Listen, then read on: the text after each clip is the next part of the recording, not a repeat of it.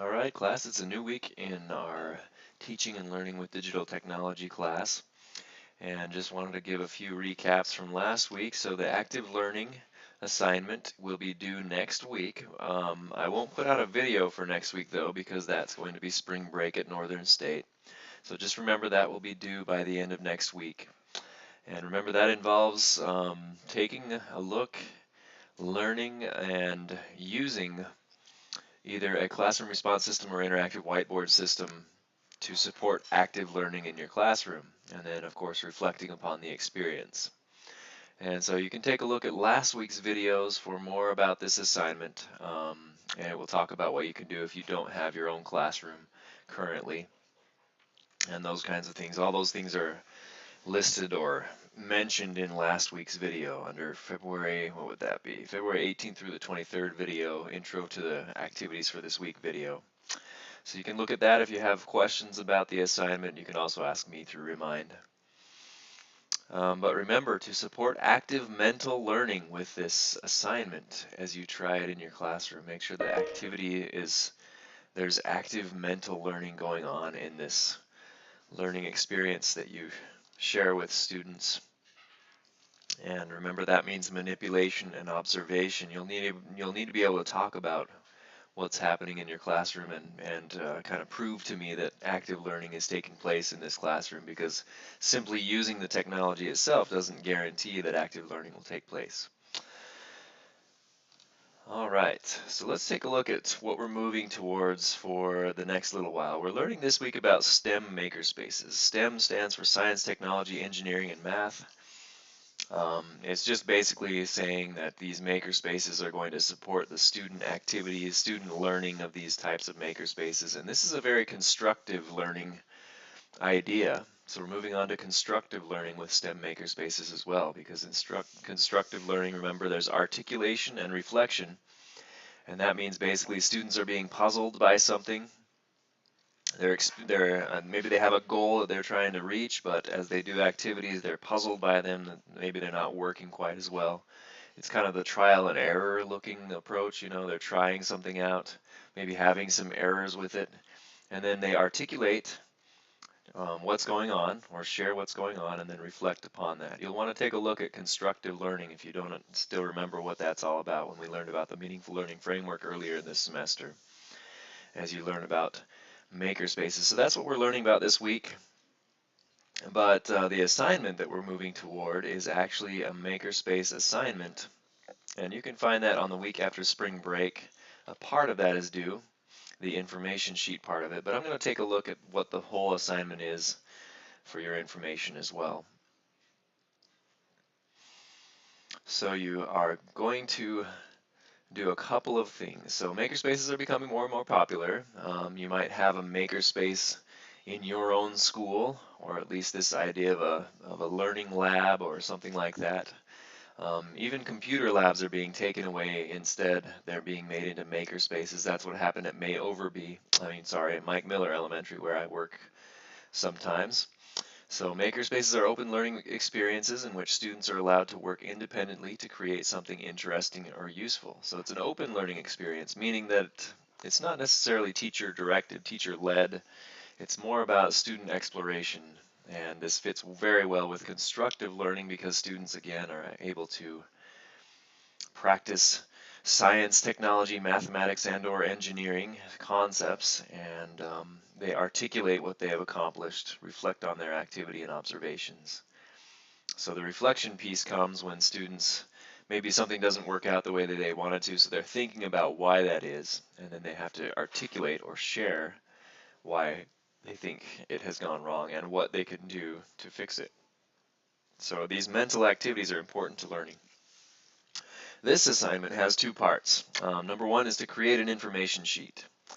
And you choose basically a Makerspace item and create an information sheet on this item. The information sheet is used to help K-12 students get started in a Makerspace by introducing the item, sharing what it can do, and suggesting some possible things that K through 12 students could do with the item. And the Makerspace items that you can create an information sheet for include any technologies that are available that support constructive learning, in which students must manipulate things and try to make sense of the experiences they have, reflect on their learning, and articulate their understanding of what is happening. So in this case, you could pick some information or some Makerspace item and then make an information sheet on that, and you would include the name and picture of the item, a subtitle that shares what the item can do or what it does, 2 to 3 suggestions of what you can do with the item, including very basic steps for each. So don't forget, there's 2 to 3 suggestions of what you can do, but also include for each of the 2 to 3 basic steps for each. And then finally, 3 to 5 extra challenges that students can do with the item that go beyond the 2 to 3 suggestions above. So when you think about the 2 to 3 suggestions, you're thinking about this is what everybody knows that this thing can do. And this is what a new student coming new to this Makerspace item would be able to do with it. When you think of 3 to 5 extra challenges, though, these are things that probably a lot of people haven't thought about with the item, but they're extra things that students can do. Maybe students who are already familiar with the item, and then you can come up with some extra challenges for those students. So that's what you're going to create, and there's a sample one down below in this week's content, and this is how you'll be graded on that information sheet part of the assignment. So again, that information sheet part of the assignment is due March 16th. But beyond that, by the end of the semester, and you have from now until the end of the semester, is you need to organize a Makerspace experience for K-12 students. The information sheets that have been created for each item could be used as part of this experience, right? But you have until the end of the semester to think about how you can organize a Makerspace experience for some students in K-12. And for this assignment, 40% of your grade is based on the information sheet and 60% is based on the Makerspace you organized. And then you run a Makerspace experience. Now this can be just an hour, just a half hour even maybe, with the Makerspace, with some kind of Makerspace equipment, whether you have Makerspace items at your school that you could organize, or whether you don't have any but you maybe can improvise some kind of a Makerspace experience. You can use very simple tools and ideas for this. I mean, some students have done things like just a paper airplane throwing contest, paper airplane making and throwing contest, to very sophisticated items. If you have such things as little toy robots like a dash or dot robot, or Raspberry Pi computers for older students where they have to design a game or something like that. Whatever it is, you kind of have to organize something, and when it's complete, submit a reflection on the experience discussing these items. And so you're going to describe the Makerspace experience you organized, including date, time, location, grade level, and age of students. And I also like to include pictures. Please include a picture or two of the Makerspace experience. What evidence of constructive learning did you see? And what experiences happened that help you know that constructive learning happened?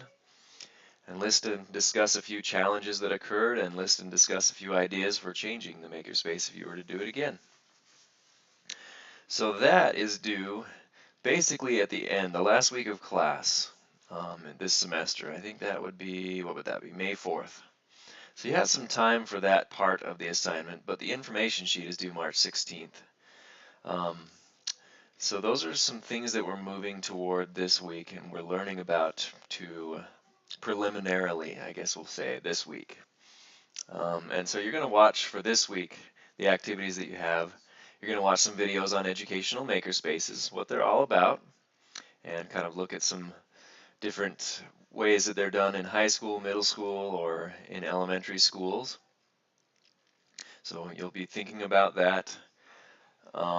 Readings on Makerspaces as well. This kind of is an important part of learning about Makerspaces for you, to think about the philosophy behind Makerspaces and how they should be set up. And make sure that you kind of follow those philosophies as you set up a Makerspace experience for students. This week we also have a Tech Talk. Thank you, Bobby, for that. It's on MyFitnessPal.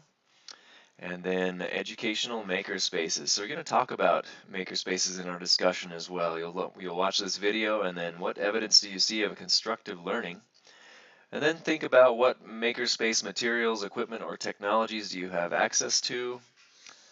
This could include mobile apps, computer programs, simple materials such as toilet paper tubes and cardboard can even lead to a Makerspace experience. And then here's an example Makerspace information sheet about Dash Robot. So this is one Makerspace possible item. The Dash Robot allows students to learn about coding. They can not only just move around the robot, but they can also program the robot to do some fun things and learn about how to program escape from the room and so forth. So notice there are 2 or 3 things that that are normal for Dash to do that most students can learn about very quickly. Control Dash, make a path for Dash, and program Dash. But I have 3 to 5 extra challenges here where Dash can, they can play escape from the room, for instance, or make Dash act like a pet, or win a dance competition, or something like that.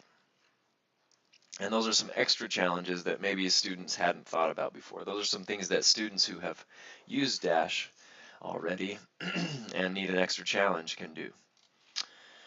So that is the week of activities. Now just a couple more things about the assignment educational makerspaces. For those of you who might not have a class of students to work with, there are some alternatives that you might be able to do. Think about people that you may have a connection with, or maybe a classroom that you have a connection with. If you're student teaching or something like that, could you maybe ask for permission to do this type of activity with the class? Also, if maybe there's not a connection or something, there are makerspaces that are pretty well ongoing right now in the community, at least in Aberdeen, that I'm aware of. Such as at Ron Colley, they have the Stream Lab that they have for high school students, and there's one also for the elementary level. And so you could go observe or be a part of an activity there. I have some good connections there if you want to reach out to me about that instead of organizing your own. But for those of you who are teaching in schools, a lot of schools now do have some equipment of some kind that would be makerspace type equipment. And so hopefully that works out for you to be able to say, we're going to take our class, we're going to do this. So I realize that it is a challenge, but you do have some time to think about and get it set up and learn about it starting now. So, all right, well, I think that's all I have to present for this week. So good luck in getting started and learning about makerspaces.